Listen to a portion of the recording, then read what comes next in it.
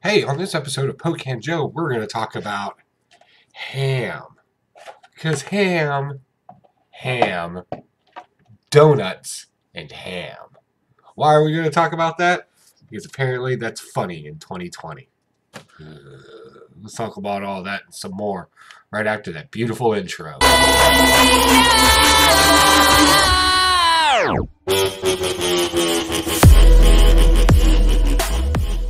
Hey, what's going on, you wonderful weirdos? Thank you for swinging by. Appreciate having you here. This is my Holland review for this last Wednesday. This one's getting out a little late. I do apologize for that. I've just been so bogged down with stuff lately, and I was also stalling because some independents did not come in this week that I ordered. But let's run down some comic books. Let's talk about the good and the bad of all this. Speaking of which, let's go ahead and kick this off with DC. So Batman. Tom King's is off, and we have this new guy, whoever he is. It doesn't matter at this point until he's like really bad or really good. Um, okay, yeah, we got this James guy. All right, so he's writing this. So right now, already right up off the bat, we have Batman. He's dealing with the death of Alfred, and obviously he needs something to take his focus off of it. So now he's reshaping Gotham, I think is how he put it in here, through some economic development plan. You see him basically almost every city. He's also going out and he's fighting crime. We have new villains and we have a new vehicle of some sort. It like climbs up walls and flies. I don't get why it has to do both of those. Like, could it just fly around? I don't know. And it was kind of grainy in here. You couldn't really see it that well. But I really do like these new villains that are in here. This Mr. Teeth and the Gunsmith. That seems like some pretty cool stuff going on. So I'm looking forward to following this arc here. And we got a really cool thing with Joker in the end here. Apparently he's going to be prevalent in this new arc as we start developing this story. So yeah, Batman 86. This is turning out to be good already right up off the bat. Next, we have Daphne Bird. This is a real macabre, goth type story. Little girl loses dad. Misses dad very, very much. Girls at school make fun of her, the mean girls, right? That kind of thing. It takes place some time ago. We'll say the early 1900s, right around there, whenever psychic mediums became kind of sort of popular in the US, because there's a scam artist in here who's doing that, not knowing that the little girl also has to deal with the other side, if is what we'll ultimately call it. And she's kind of being tortured in there. Not tortured physically, but more mentally, just being made scared. Like, staring at zombies with creepy kids staring at her. Yeah. These stories by Joe Hill have actually been pretty good. I like. If you don't know, that's a fake name. It's actually Stephen King's son. So definitely check that out if you like horror genre. It seems to be coming back. I like horror genre as long as there's a good mystery behind it, and this definitely unfolds to be that. Moving on, let's talk about Venom. So Venom is kind of using this whole island, and it's kind of got this Rambo slash Predator vibe to it. So Eddie Brock has to separate from Venom because Carnage is engulfed in Venom, right? So you got the two symbiotes that are together, and then you got Eddie. Eddie's trying to get his Venom back because it's his buddy, right? And he's trying to make a deal. He's like, hey, if you give me Venom back, you could have this island that I've abandoned us on. This place could be yours. He tried to negotiate, and of course, that's not going to work. So it looks like a battle. We set up booby traps, and we got fire, and it's just wonderful. It is really just really, really cool. I really like this story because I've always argued before that the symbiote is nothing more than the person themselves, right? The person that has savagery and a sophisticated side to them, right? The human supposedly being the sophisticated side, and Venom, of course, being the savage side. But in this, their roles kind of flip, and we see just how savage Eddie can be on his own without his symbiote, trying to save essentially himself, or how he identifies himself. It's really good stuff going on here. Definitely check that out. Amazing Spider-Man. So this is kind of a weird issue. I like the way that they did something smart in this that you don't normally see in comic books. So Peter Parker's got this MacGuffin device. It's a device, right? And it figures out probabilities in reality. I really like the fact that they explain that this thing never goes to 100% probability. And they actually explained it because human choices are kind of awkward in nature to begin with, right? They kind of explain that in here. And then they kind of, so now what's the difference between this and what they did in Civil War, where they kind of like prejudge people before their crimes, if this probability thing can kind of figure that out. So they kind of address that with the Avengers team, and everybody's like, yeah, you're Peter Parker. Like, you're a good kid. We know you're not going to do it. Hinky, cheap, but addressed. So I can appreciate the intelligence in that, especially if you're a long-term or a long-time comic book reader. You probably would appreciate that a little bit. It's like a little wink at you for saying, yeah, we know you know the story, but we're doing something different. I also like the fact that this kind of takes this whole there's no such thing as a good deed, right? So there was a female philosopher, and I can't remember her name right off the top of my head, but she kind of did this whole shtick for a while where there's no such thing as doing something good for somebody else because you're truly just doing something good for yourself. She would even go on to argue that love is nothing more than a social contract between you and one other person that you'll halfway get along with each other. And she rose to prominence with these particular type of theories. In this, Peter Parker uses the device to kind of get ahead of certain crimes and still catch them in the act, right? Not punish people before they've committed the act, but just kind of be ahead of the game a little bit. And then we find out he's doing it also. He can hurry up and get on the phone with Mary Jane and just kind of watch television. So it's self-serving at the end. So that was kind of interesting. Let's see where that goes. Apparently, as we all know, when you get these little devices, little MacGuffins, eventually they end up blowing up in everybody's face. So we can predict that, but how bad will this be? I don't know. Let's see. Oh, this was good. The ruins of Ravenclaw kind of take us. So I guess we should preface this. Ravenclaw has been destroyed down to the foundation. Mayor Fisk is going to rebuild it. But what we ultimately find out is in the sub-basement, the deep, deep low in this, is an entire another hospital. It looks like it's been abandoned for a while, but some spooky stuff has been going on there. We also go back to the past where we meet, we actually find out that there's a relationship between the Cassidys and the Ravenclaws, and that they were actually a couple at one time. Right, Cletus Cassidy, Carnage, and Ravenclaw, the facility.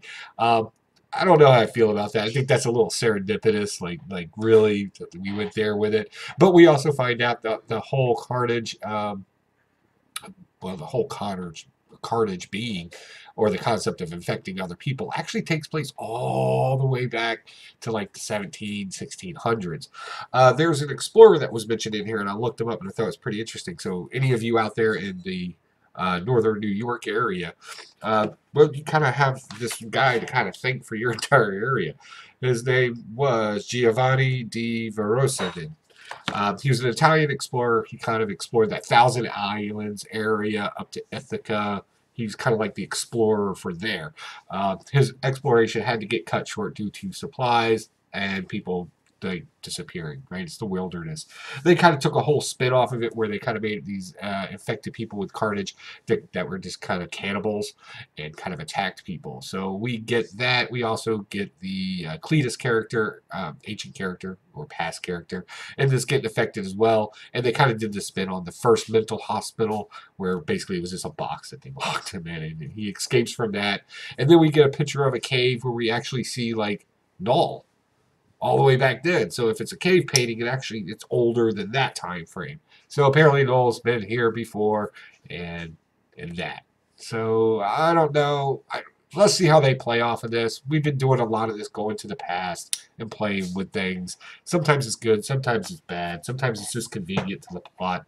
I don't know. What do you think? Comment down below. Speaking of commenting down below, so as in my intro, I kind of asked, is this comedy today? So I read this. This picks up right after Captain Marvel punches this chick in the heart. Right?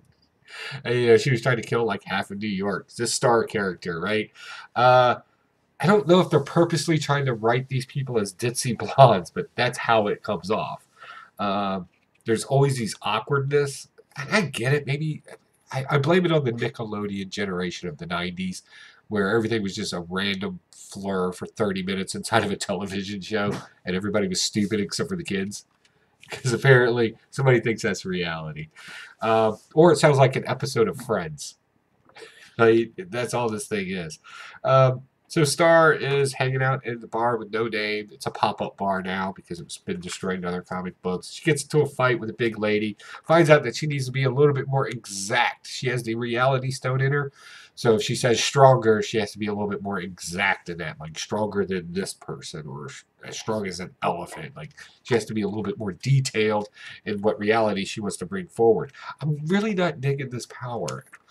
I get what they're doing with this because they've kind of been hinting at this for a while now. They're creating some sort of, I don't know, version of a Justice League based off of the Stones, right? That's what's going to end up happening with all this.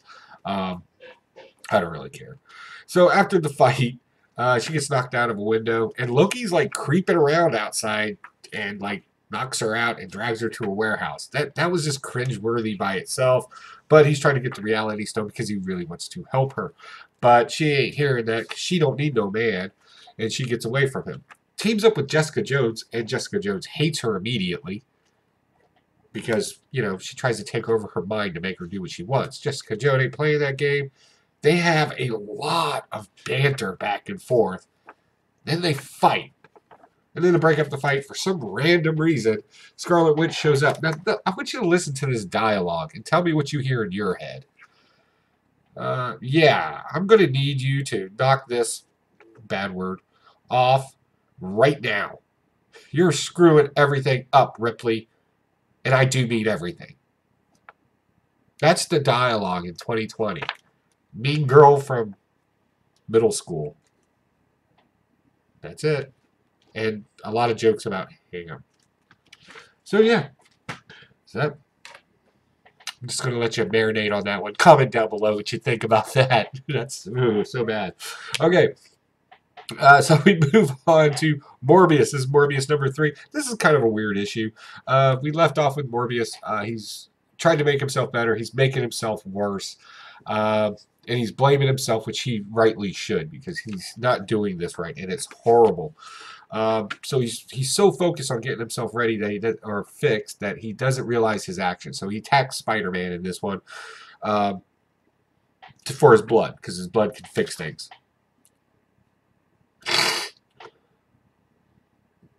So the fact that that can make him better for a short term, obviously he starts craving him, starts convincing him to get into it, gets so focused, so focused, so focused, and then at the end he realizes he's getting so focused on this that it's actually a bad thing. You can't obsess over things. And Elizabeth gets to drop on him. I don't know what's going on with this lady in a corset and her boobs are about to pop out attacking vampires. That's, I mean, I get you want some sex appeal, but oh, like it's like, seriously, the jiggly bits are about to fall out of her. It's not good. But all in all, the comic book was good. If you wanted to play something off of this, you can talk about the draw to addiction, something like along those lines, like the vampire needs the blood, right? It needs it. That thing. Moving on, Marvel X. I don't know how I feel about this. Again, this has that weird art in it that I'm not really a huge fan of. It's very digitized. Just to give you an example, if you didn't pick it up, right? I did like the story, though. This takes place during the New Genesis, where everybody kind of, their mutant powers come out of them if they have the gene, right? So mom and dad got killed. This boy's mom and dad got killed. Sister got transformed and flew away for some reason. I don't know why she did that, but whatever. And grandma didn't survive the cocoon, so he's on his own. So he meets up. He's decided that he wants to go to New York. Now, in the beginning, we're opened up with him playing with action figures, or not action figures, but superhero figures, and he's really involved in superheroes. And he's kind of bummed out that he didn't get any powers when it seemed like everybody else did. So he figures he's, after everybody's dead, and he's by himself, which was very sad. He decides he's going to take off to New York, because that's where the Avengers are, right? To make sense for a kid. He meets up with the trucker, and the trucker, he's like, jump in my truck, let's drive. Like, normally that would create an Amber Alert, but given the situation that we're in now, okay. So they're going off. Obviously, there's something about the trucker. We don't know what that is yet. We'll get more of that. I like this because this is one of those from boy to man type stories. Like, he's, in the beginning, he's playing with toys, right? And then he's met with tragedy, and he's got this fantasy ideas of what superheroes can do for him, right? They'll save him, they'll protect him, and now he's got to go on the journey where reality kind of sets him in place. I really like that. I like those kind of stories. I think this is going to be a pretty good story, if anything else. So yeah, I'll be picking up some more of that. Immortal Hulk. So basically, Minotaur just releases a bunch of monsters strategically throughout the U.S. So all the other teams are busy and can't get there in time. And the Immortal Hulk shows up to battle them, but he knows it's a trap. Everybody knows it's a trap. So how do they fight their way out of it? We don't know because they spent a lot of time just talking about how it was a trap in this one. So that's where we're at there. Deadpool. I'm not picking up Deadpool anymore. I like the story in it, but this artwork in here, like some of the panels, I have no idea what is going on in the panel. I'll give you an example. But yeah, so basically we're just picking up with Deadpool's the king, which is fine. A lot of funny banter. It's a comedy. There's no doubt about that, and it's fun. But the problem. Well, with the story in this is we have and what did he call him? It was beautiful. Bootleg Millennial Craven, right? The Craven clone is in here, and he's hunting monsters and all that other good stuff. And it's just fun. But the problem gets down to just art. I don't get it. Like, what's going on in this panel right here? Are they escaping the net? Are they getting out of the net? I don't know. I don't know. It's weird. So, yeah, unfortunately, I'm going to have to drop that one. All right, Savage Avengers. The last issue was kind of slow. This one picked up the pace a little bit, but I'm not really sure how I'm feeling about this particular series now. It seems to be running its course for me. So, Doctor Doom, Doctor Strange are battling Gath in this. Conan's also, too. He chops off Gath's hand. But Doctor Strange gets beat down bad. Doctor Doom has one of his little ship thingies from space come down and wrap him up in the Iron Man type suit. So now he's like an Iron Man, Doctor Doom, Sorcerer Supreme. It was pretty cool. Like, I know it sounds ridiculous, but it's a comic book. But it was actually pretty fun. So I'm enjoying that portion of it. But again, in the beginning, in the last issue, Doctor Doom was blown up. Guess what? It was a Doom bot. It's always a Doom bot. Every time it's a Doom bot. I'm kind of Doom bot out at this point. So, yeah. We'll see. I'll probably end up picking it up because I'm a sucker for pain. Let's see here. Conan, Super Wars. So, our two teams of heroes, Conan and Angus, and Moon Knight and Kane, in different parts of time have to destroy different artifacts at the same time. James Allison is still kind of pulling the strings behind this, but what's pulling the strings of him? Another serpent. The Venom. I want to say Venom a lot, because Worm just doesn't sound right. So that was pretty fun. This is not for every comic book reader out there. If you don't like Solomon Kane, Dark Angus, or any of these type of heroes, you're probably not going to enjoy this very much. But it does have classic comic book fighting in it, and kind of banter back and forth because the teams don't really get along with each other. So that's kind of fun too. All right, last but not least from our Marvels is Ghost Rider. This is kind of taking a weird turn. So in this we got, let's see, Johnny Blaze goes to Vegas because Mephisto's in prison there. Wong tries to stop him from breaking Mephisto out because he needs to take Mephisto back to hell to kind of square everything up. The truth is, why? Because Johnny Blaze seems pretty strong and he can do it on his own, but whatever. I'm not going to hang up on that. In the meantime, Danny goes to Limbo and gets made I want to be sure I get this right, the Spirit of Corruption. This kind of knight character, because sending him there was really just a trap. If that doesn't make any sense, that's because it's not supposed to. That's just what it is. I don't know. Comic books. They'll love you and they'll kill you all at once. Last but not least, The Butcher of Paris, based off of a true story. This is turning into more of a Dr. Jekyll Hyde type story. Our killer is obviously a surgeon, and he's dissecting bodies. For what reason, we will find out in the next episode. Other than that, I don't have anything else, guys. See you tonight at 10 p.m. Eastern Standard Time right here on YouTube for the Blast It or Stash It show. Swing by. It's a comic book review. We have a live chat going. Give us some of your opinions about some of your comic books. I'm sure it'll be a blast. All right, guys. I got nothing else except for an awkward sip of coffee. And a reminder, don't forget about my villains contest. I'm going to link that down below. No entries yet, but that's okay. A lot of people are probably putting something together. I'll link the video down below. Got some great comic books. Definitely check that out. I'm pretty sure the videos and comments will be rolling in any day now. So definitely watch that video. I'll also have it on one of the little cards here at the end as well. All right, guys, I really have nothing else at this point. Take it easy. Bye.